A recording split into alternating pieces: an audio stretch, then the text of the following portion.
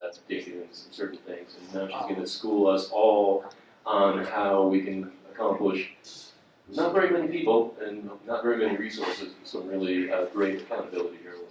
Thanks, Dylan. Thank you guys for having me here. Some of you know me. I see some familiar faces in the room from my days with INN, and I moved over to IRE a couple years ago, so I'm doing that full time. So I'm curious how many IRE members we have in the room, because I know you guys are going to do your thing. Quite a few. Awesome.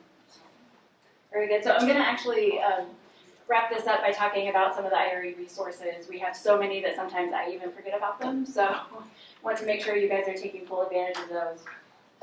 What I want to accomplish here today is really kind of give an overview of some of the habits to build in your newsroom to build this kind of everyday investigative watchdog culture that you can do in a newsroom of any size. And all of these tips I've taken, I worked in a smaller newspaper myself for my career before I started with INN and IRE. And I learned a lot of these from INN members too, working with you guys. So also as I go through this, like feel free, if you have tips on these things, if you have examples, questions, feel free to interrupt me. Just, we can make it a conversation. It doesn't have to be a one-way thing. So just feel free to interrupt me and shout out some things. So I want to start with a little bit of preaching to the choir about why we do investigative work. And these charts, up until a couple of years ago, or about a year and a half ago, I guess, looked a lot worse, but they're starting to tick up again. These are Americans' confidence in the top slide is television news, and this bottom slide is newspapers. And you can see the general trend, and it's starting to bounce back a little bit.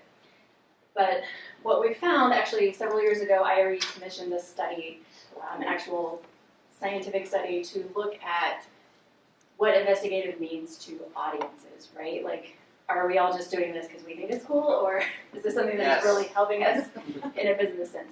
And by the way, I'll give Steve and Dylan these slides so you guys can have all these links and everything. There's a link here to watch our full video on this if you're interested. But the highlights, this is what we found out of this study. Like, you're never going to beat the weather as far as page views and interest, but investigative is right there, second thing. So this is kind of the thing that helps you build this business case for why you're doing this kind of work. 67% of the respondents in this survey said that investigative helps build trust in the news organizations that they follow. And 62% said this is why they are following the particular news organizations that they do. So a large portion of the audience is looking for this type of work. Digging a little bit further into that, like what type of investigative work people like, that the audience likes. These things at the top in green are kind of all bucket together in government accountability type of work, fraud, consumer scams, taxpayer waste, that kind of thing. It really is something that people want to see. And all these other things are really high up there too as well. We've got social injustices, police corruption. I have a feeling actually this, I said this was a few years ago, I feel like if we did this again, some of these things, the social injustice and police would be higher up the list now. Denise, it seems like the top of that list, all those things are money. Money. Your money. Not so much, make things better, but just money. Yeah, right. Yeah. What's happening with my money? Are they wasting my money? Yeah, absolutely. Cartman here is telling us the problem, though, that we all run into with doing this kind of work is that we are broke, we are all trying to do more with less, and blah, blah, blah. You see stories like this, and there are some big investigative shops that are doing this kind of work, and I'm so glad that they are. But they spend a lot of money doing very long, very intensive, labor-intensive investigations, and that doesn't have to be, that is one part of investigative work, absolutely, but it's not like the definition, right? Investigative work isn't defined by spending 6 months of 2 reporters' time and $700,000. We can all do this work every day by building this kind of culture. I'm going to go through all of these points pretty quickly on all of them. If you want to hear more about something, we can go in depth about it. But each one of these things, pretty much, we can build a training session around, and we do frequently. Some of these things like FOIA, we have an entire track at this conference about FOIA. So I'm going to give kind of an overview here and go through things pretty quickly. But we have a ton of resources about all of this stuff too, so we can talk more about that. So number one, ask the extra question, right? Be curious when you're working on a story. You should encourage your reporters to think about every single story as an opportunity for some kind of accountability story, right? Are people telling the truth? Fact check everything. Get the documents. Get the documents, get the data. What can you think about the perfect data set that might give you context to the story and Google it, look for it, right? Just get in that habit of trying to find those things. Find studies, find academics who have done research on that topic, anything that can give you that extra in-depth context to your story. We also encourage reporters quantify everything as well, right? You're looking for how often does this thing happen in my community or in my state? How does that compare to the nation or the rest of the state? And then get those anecdotes so that the quantified evidence, right, that's your big picture. That tells people, here's how big this problem is. And then your supportive anecdotes are the thing that you can find in the data that gives you, it makes people want to read your story, right? That's the human element. Those are the people in your story. So you really need both of those things. Putting events or issues into state or national context. This is something, you might even just kind of perceive something is happening a lot in your community. When I worked in Corpus Christi, Texas, we just noticed we were writing a ton of little cop stories about people getting hit by cars all the time, right? I hear that happens a lot in Orlando, by the way. One of the tips locals gave us was don't walk anywhere. So we were just thinking, okay, this seems to be happening a lot. Sometimes people die. A lot of times it's a hit and run. Are we way off base here, right? Is it happening more? So how do we quantify that? Well, there's actually a federal data set of accidents, and you can filter it down to specifically pedestrian accidents or fatals. And you can look at what is the rate in my community and what is that in the rest of Texas. And it turns out that we were pretty bad in Texas, so we turned that into a larger project and then built off of that and kind of became a rolling investigation as well, talking about we need more sidewalks in this part of our community where more people are getting hit. You can take that one data set that you find and build several stories off of it. You can keep that going for months or a year. Another good question to ask is, who is being harmed in this story, right? Who is the victim? And sometimes in the case of like the money stories that we were talking about earlier, these are the taxpayers, right? It doesn't have to be that someone is physically harmed or killed. Sometimes it is, right? But just look for that victim, ask who's being harmed, and tell that story. Tell that story from their perspective. So some examples of this, and this is something, this reporter did this fairly quickly in Skagit Valley, Washington. This is on the fact-checking, right? So you're in a city council meeting and the mayor is spouting off about something. You'll see in the headline here, this mayor opposed a tequila bar. And he also thinks that English should be the official language. So, spoiler alert, he's totally racist, right? That's the best headline I've read all week. So this reporter was sitting there, and the mayor said, "There's been too many police calls to this location, right? Like, we can't have a tequila bar here. It'll bring crime to our area." Non-English speakers. Exactly. Does he hate it because it's Mexican or just because it's alcohol? He doesn't understand the language. No. We'll get you. Okay, he's okay with the sports bar across the street. So your mayor says this in a city council meeting. What's the question? What's the question you should ask? Is it true? Is it true, right? Have there been a lot of police calls there? Is there really like extra crime? And this reporter happens to be a great data reporter, and I think she had this on hand. So she had 911 calls, which is a great database to just have on hand for anything like this. So she found out that at this location that there had been 16 calls in 11 years. 16 calls in 11 years at a previous bar there. Across the street, the sports bar for regular people or whatever he thinks it is, 471. So 16 versus 471. That's a fact you can put in your story, and people can see the mayor is way off base here, right? So just something to have on hand. All right. Oh, I love this one too. Speaking of racists, so in Texas, police departments are required to fill out forms about how many people they pull over of each race. And so you get this data, and it's like, okay, here's the racial breakdown. That's one story you could do. What's the extra question after that? Is it true? Is is it true? So these numbers are all self-reported by the police, right? So if you're going to check their data, are they correctly making their data? So this television station asked, okay, who are the people? So let's look at the white people that they pulled over. And who are they? And so they got this data. The top name of white people who were pulled over was Smith. Okay, I'll buy that. Half of those are mine. In Texas a lot. After that, the next ones were Garcia, Martinez, Rodriguez, and Hernandez. All coded as white, non-Hispanic. Okay.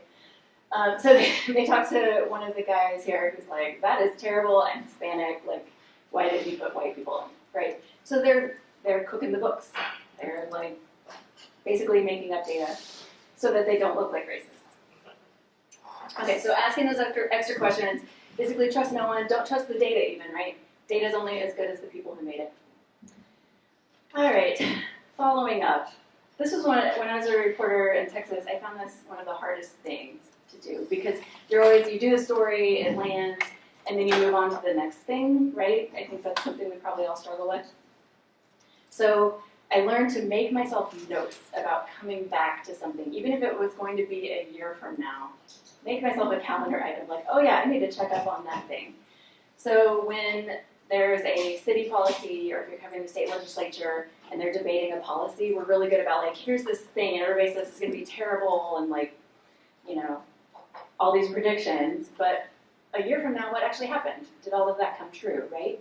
So make yourself those actual, like, physical calendar reminders to come back and do that story, or have a tickle file of those things. Did a politician deliver on their promises? This is something PolitiFact is doing really well now with.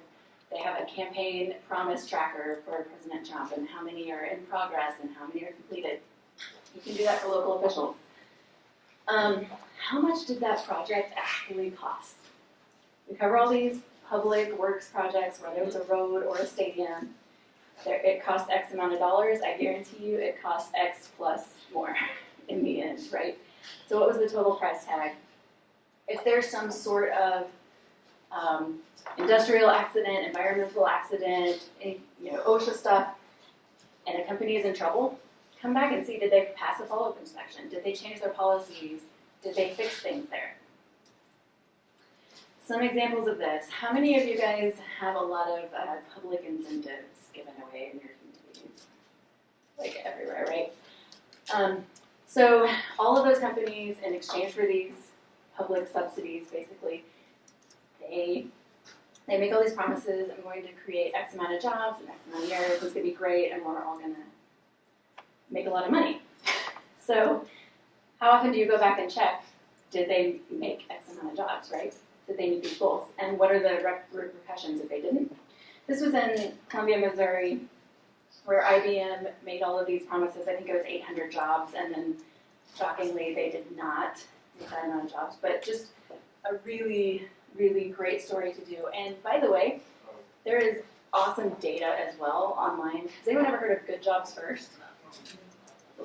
They are here at the conference, and they have some tip sheets down at the tip sheets table. They are building a national data set of public subsidies. And it's all online, all searchable. So you can put your own community in context like that, just with a search on their website. Good Jobs First. So think about just Googling those things when something comes up. Back in Texas, high school football, kind of a thing there. So the voters in Katy, Texas, outside of Houston, they actually they approved a football stadium worth $58 million. High school football stadium. $58 million, they were okay with that. But it turns out that estimate did not include site work to begin the construction, which actually added added $12 million in the project. And that's where they kind of drew the line. That's where they got mad. 58 million was okay, 70 million, now you're crazy. Oh man, background everywhere I go when I'm training people, I preach background every person in your story. Even if it's just a quick Google search for them. Build yourself a checklist. If you're interested in resources for that, we do have some checklists actually, but make a good standard checklist of like, here's a 10-minute background. We also have a session here at IRE that's the 15-minute background check for everyone. The reason for that is you don't, even if it's a feature or if it's a sports story, you just don't want to be caught flat-footed if there's something in that person's background or their social media or who knows what when that story comes out. So my theory or my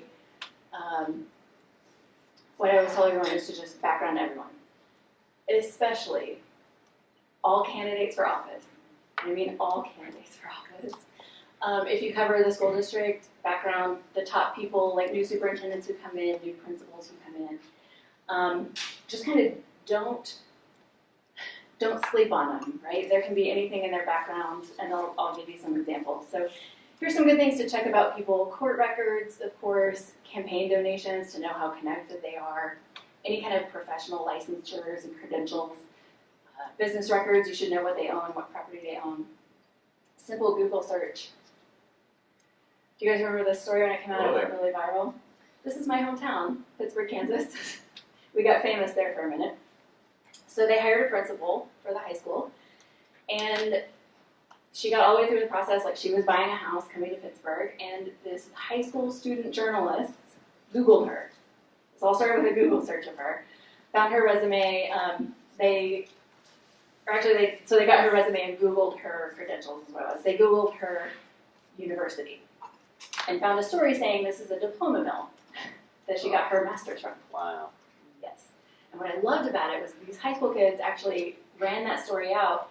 They called the business, called the county, like where that university supposedly was, and they're like, this business doesn't exist. Like they verified everything. It was amazing. Fantastic.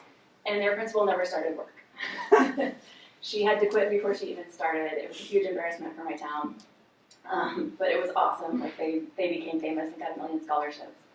And the thing that my town was really pissed about was that it made the adults look so stupid, right? There was a whole committee that the journalism instructor was on, a hiring committee. And they missed this, right? But high school journalists found it. And how long did that take them?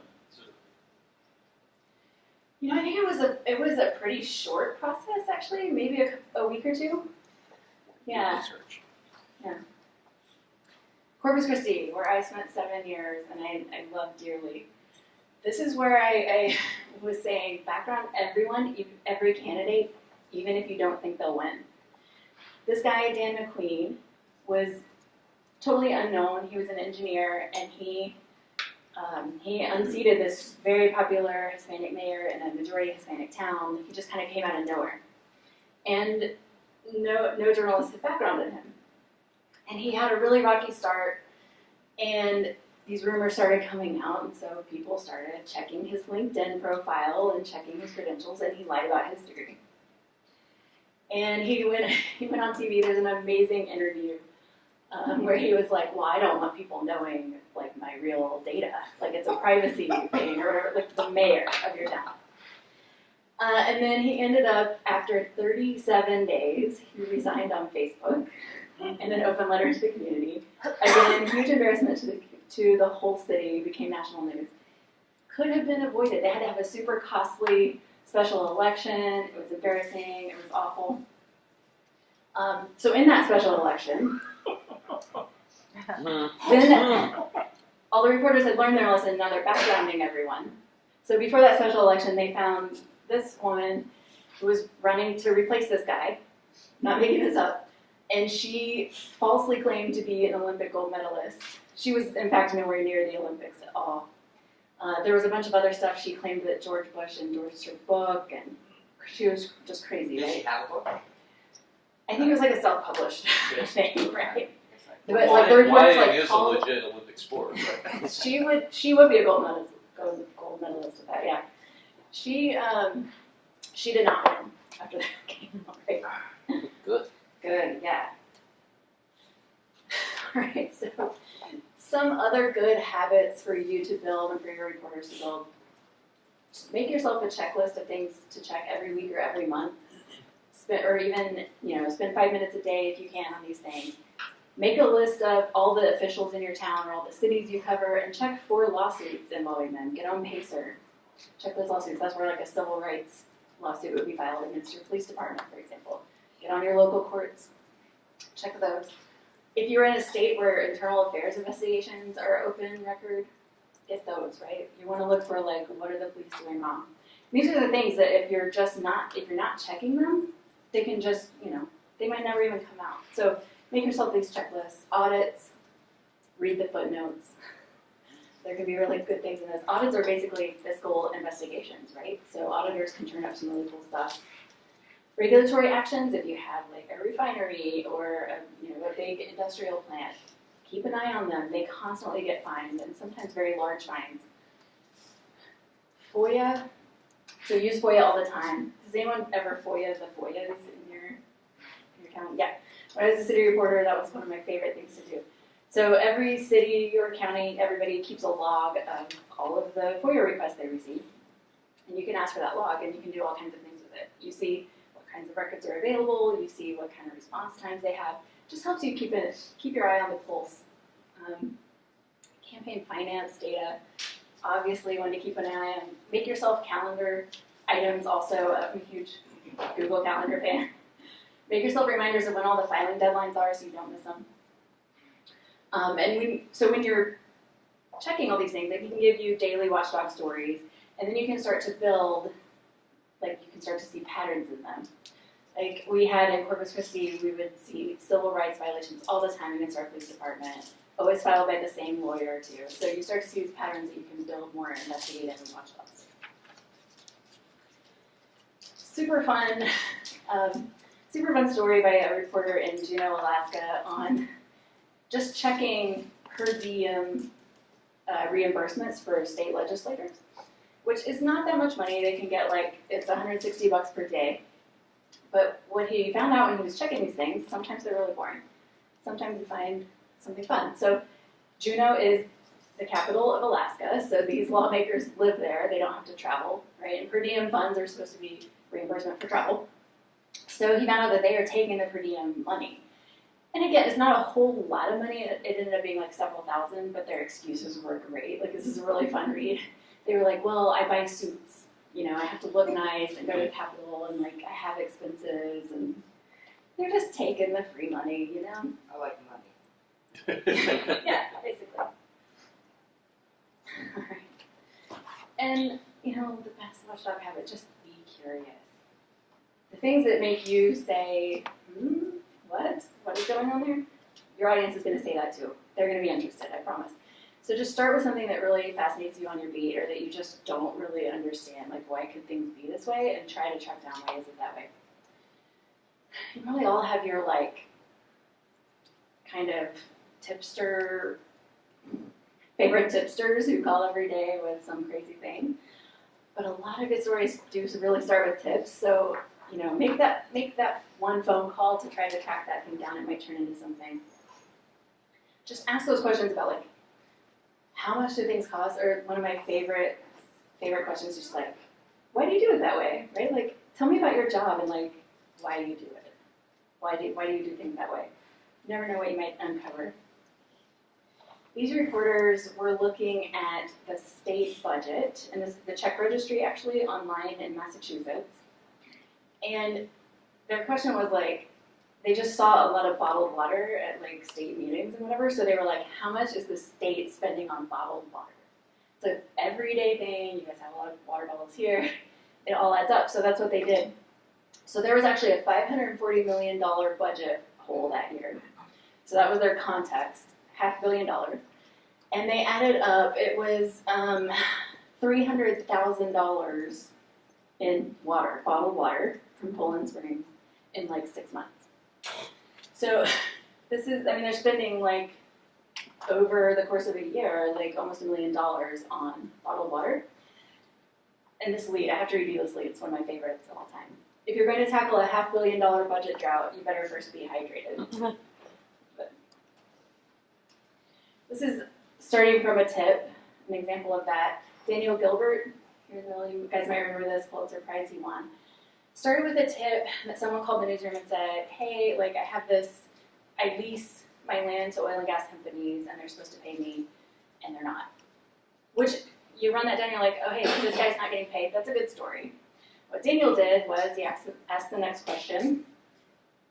Who else is it? Who else isn't getting paid, right? Like, is this a pattern that this is happening? And he created his own, and he was in a very small newsroom at the time in Bristol, Virginia, built his own data set of people who weren't getting paid, spent hours and hours and hours at the courthouse building a data set, ended up winning the Pulitzer Prize from this because he was able to add up all the money, millions and millions of dollars, that landowners weren't getting paid. It all started with a tip, and side note, he actually brought that data to the IRE boot camp and worked on it there, so little shout out to our boot camp. And he used some of his Pulitzer money to actually have a fellowship for people to come to, for rural reporters specifically to come to boot camp. So fabulous, fabulous guy. It's important to note that Mr. Gilbert did all of that while juggling his daily beat. He was, yes, he was a Wow. small town reporter. He spent a lot of his own time, honestly, on it. Yes, he did. He did, yeah. All right, and the things that make you go, category. This is an INN member, and probably a land member as well, Kentucky Center for Investigative Reporting. And they found that in Kentucky, it's a law, one of these like old laws that have been around forever, to have a jailer in your county. Which, like, okay. But all of these counties that are colored don't have jails. So you have to have a jailer and pay them a certain amount of money, and like they're literally doing nothing, right? So why do we still have this law? Like, why, these things that just are like, this is just a waste and no one has noticed this. 41 counties with no jailers. Use FOIA constantly. I think we have 6 or 7 sessions at IRE that are built all around how to use FOIA. So lots of stuff to talk about in this one. But my main message for it is to have record requests in the oven baking at all times. So you don't have to necessarily wait for one for 2 or 3 weeks or months or whatever it might be. Years. You can, if you have a constant flow that's going, you can have stories churning. So have them out there. Always assume, like, go into this, like, this is easy for me to say, but always assume that these documents are public. Make them tell you why they're not. So try to have that mindset. They have to tell you the exact exemption. Just, even if you think they're going to throw up an exemption, ask for them. They need to know that you're watching and that you're going to be vigilant about this and you're going to be on top of FOIAs. Keep a spreadsheet of every single FOIA that your newsroom puts out. This is super important to stay organized with this stuff because you could be waiting months or however long to get them back. You need to have that spreadsheet of, okay, this one was due today, I need to bug people. I need to do a better job of that. I just realized looking through some old emails last week that I have 3 outstanding from our county from like 2 years ago that they're just actively and willfully ignoring, and I need to give them a kick in the butt to get done. I will send you my Google Sheet template of Please do. FOIA, to keep track of FOIAs, actually. And if you do it for your entire newsroom too, do it in a Google Doc. Everybody can contribute their stuff, so you know, like, you're organized. Back in my day, it was before Google Drive, I guess, we had like a paper file, right? Put it in a spreadsheet and you can sort it. It's amazing. And it helps you stay on top of things. And another calendar shout out, set those reminders to follow up. All right, I mentioned earlier the 911 calls for service that reporter had stockpiled. One of the best strategies to doing daily watchdog work is having this stuff ready. So when something breaks, when something happens, you have it in your newsroom, any reporter can access it, and you just have this information there. So the key here is to get the data that interests you. These are some just kind of basic examples that I feel like every newsroom should really have and can help in a lot of breaking news situations. But you might want to sit down and kind of brainstorm things in your newsroom. So 911 calls for service.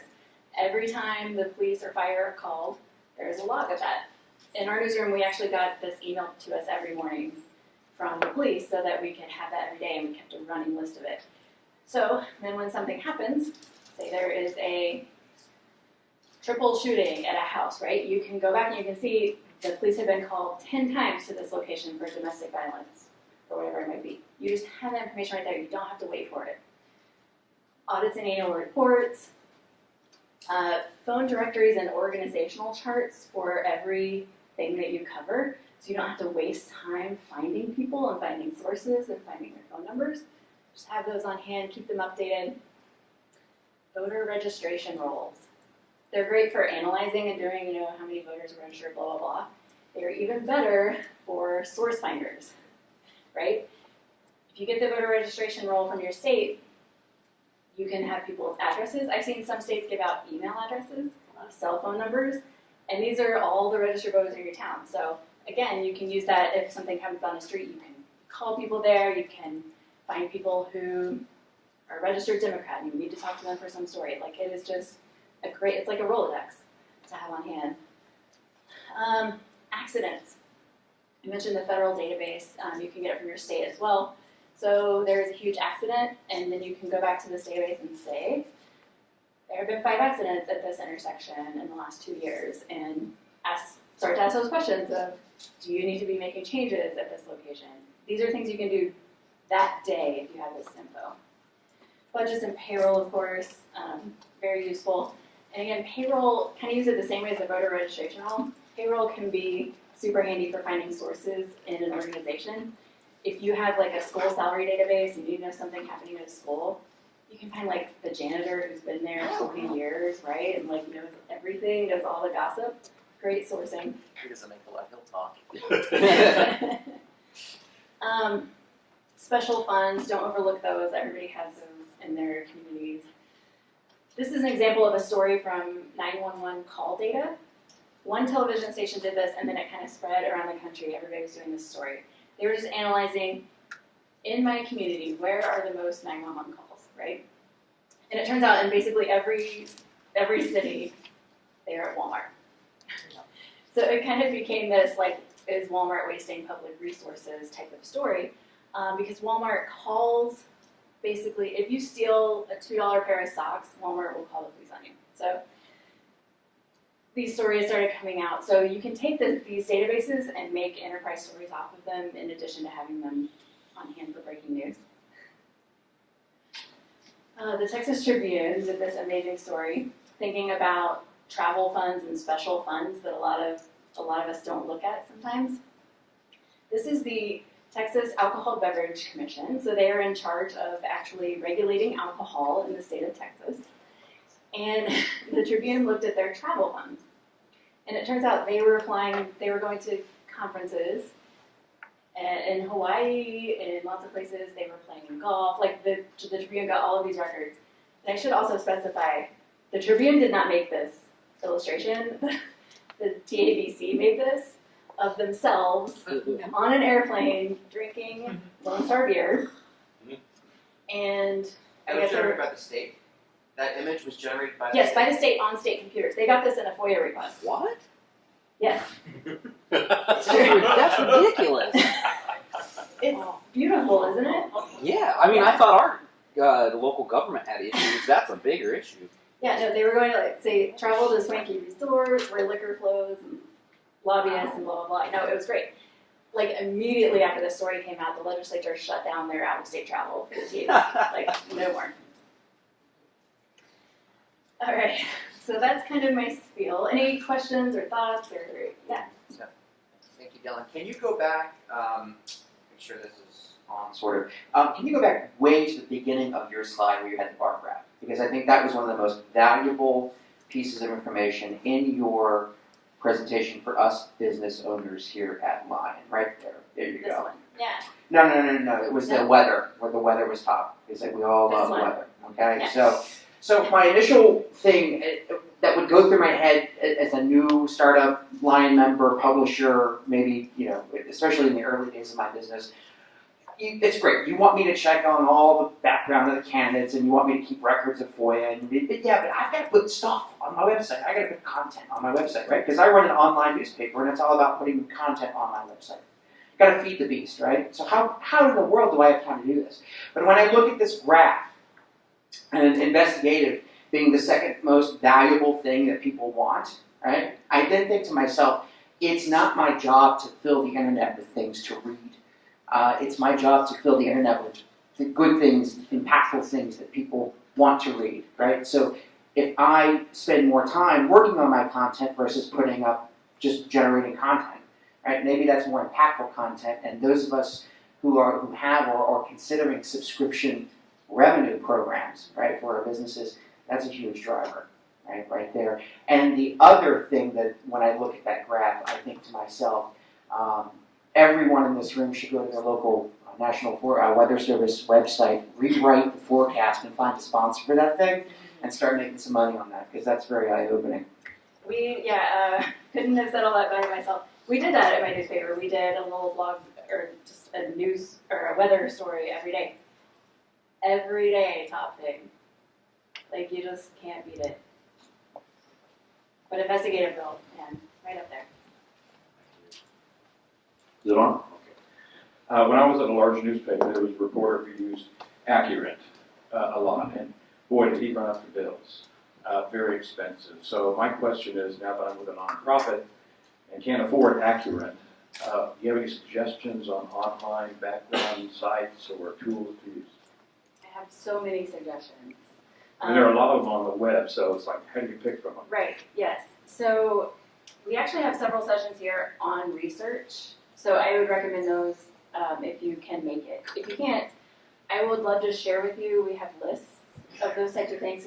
We do presentations on that type of stuff. Basically open source searching on the web, right? So that you don't have to pay. No one really has subscriptions to all of the LexisNexis and things like that anymore, right? So yes, I have many suggestions about those. Off the top of my head, just to do like a people finder type of thing, I'll show you guys my favorite thing. If you're just looking for a person, familytreenow.com.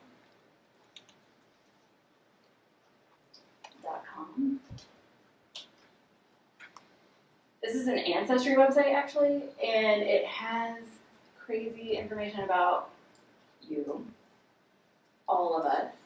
So I'm just going to look for myself actually.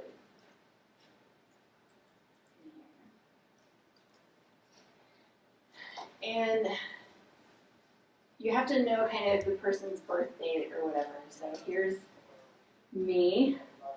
There are actually several Denise Malans in the States.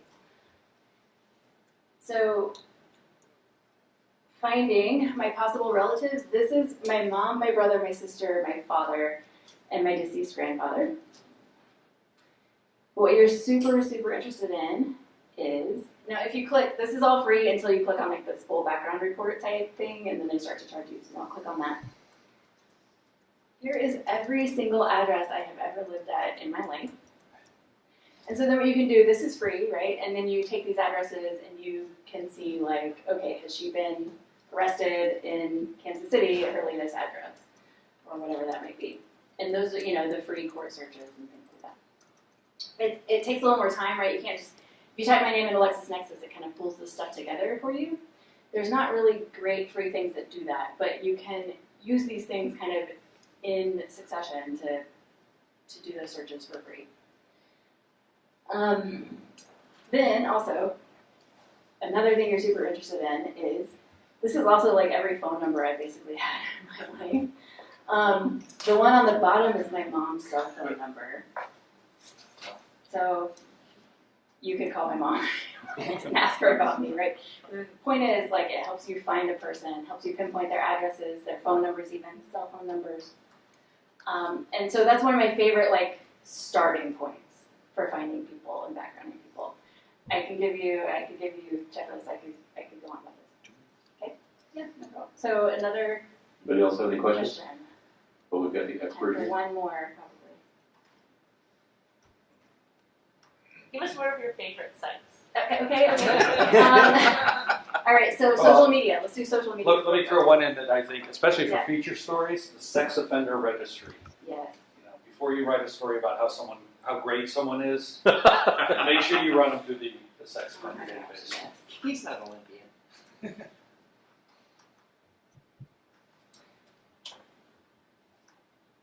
Okay, so this should take us there.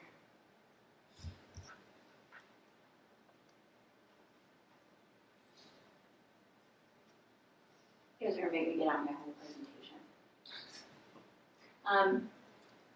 Let me find, search. Facebook.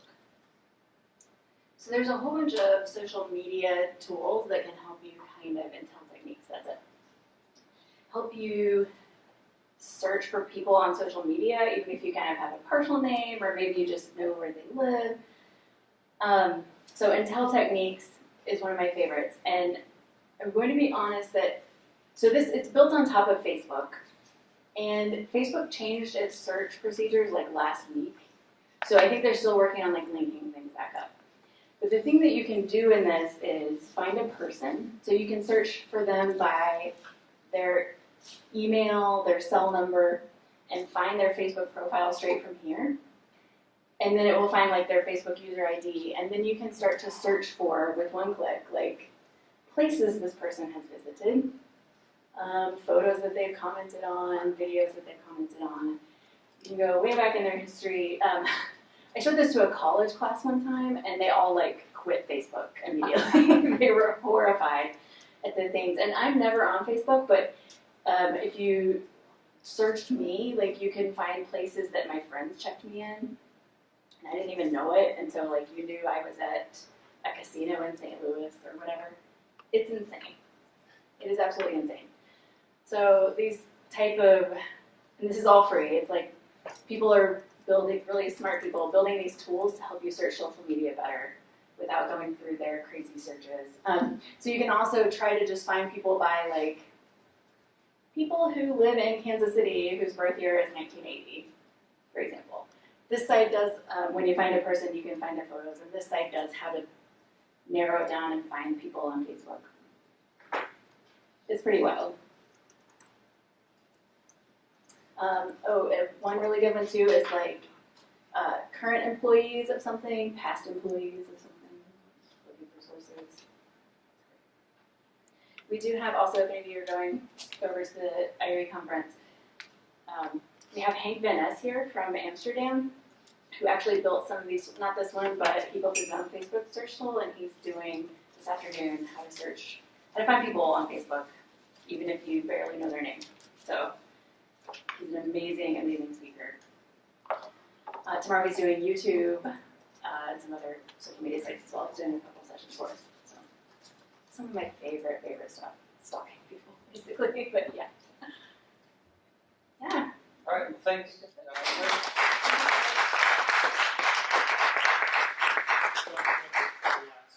Oh, yeah. We're going to cut Denise a little bit short to talk about a couple other investigative tools and resources we might be able to use. We all want her to tell us more, but that's what this entire IRE conference is about, is more. So if there are some of you in the room who are not IRE members, this is why you should spend $70 on the annual membership. Right, so the biggest resource for journalists, and you're thinking, how do I even know where to start on this stuff? I don't want to be spinning my wheels. We have our top two things here, tip sheets and stories, are basically story recipes from speakers at our conferences and workshops for many years. So we have, I think it's over 6,000 tip sheets now. We collect them from all of our conferences. We tell you who made the tip sheet, so you can contact that person if you need to. So that is where, when I was a reporter, I started at tip sheets every single time, and you could search for nonprofit or local government data, and you can find 5 tip sheets to help you out there, and you have all your steps. We tell people to make a quick, like 1-2 page tip sheet. That's what these are. Great time saver for you. Stories are, have any of you ever filled out an application or an entry for the IRE Awards? We make you fill out a pretty lengthy several page application, and it says, where did you get this story idea? Who did you talk to? What data sources did you get? What documents did you get?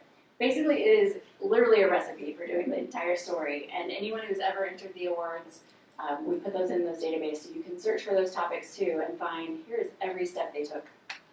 We have a blog, we have a podcast. These are a lot of the like behind the story things. If you guys haven't checked out our podcast, it is free. Our blog is free. The top 2 things are behind our membership paywall, but the podcast is amazing. It's produced by some of our grad students at Mizzou. They interview reporters on how did you get this story, what steps did you take. We have some listservs that are open to even non-members, some open to just members.